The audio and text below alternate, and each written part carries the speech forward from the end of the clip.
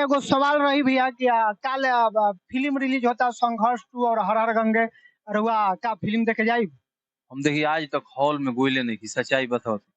ना कसम से बोलते हैं, सही में कसम से बोलते हैं, हम बनावटी नहीं करते, हम हॉल में गोइले नहीं की। कैसे जे भी रही नु जेकर अपना बचपन से उठम आ संघर्ष भरा जिंदगी रही, तो संघर्ष भरा जेकर जिंदगी रही भैया, तो शुरू से हमनी के संघर्ष कैले भैया, तो रउआ दिन रात अपना काम के फेरा में रहम।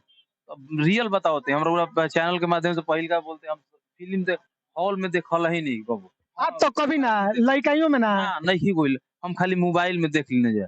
अब आना तो पहले वो सीडीया में आई तो सीडीया में देख लेंगे, जोन सच्चाई बताओ, झूठ कैसे बोले। चलिए थी बहुत सौभाग्यशाली बनी कि हमरा आज भैया के भाई लोग रिलीज होता दोनों 5 मिनट 5 मिनट का यहाँ के कैसे कैसे टाइम निकलनी हमनी के मिलल और मुलाकात भइल। ऐसा भैया के दिल से बहुत बहुत धन्यवाद। भाई के नया चैनल बा, यहाँ के सपोर्ट करी जा।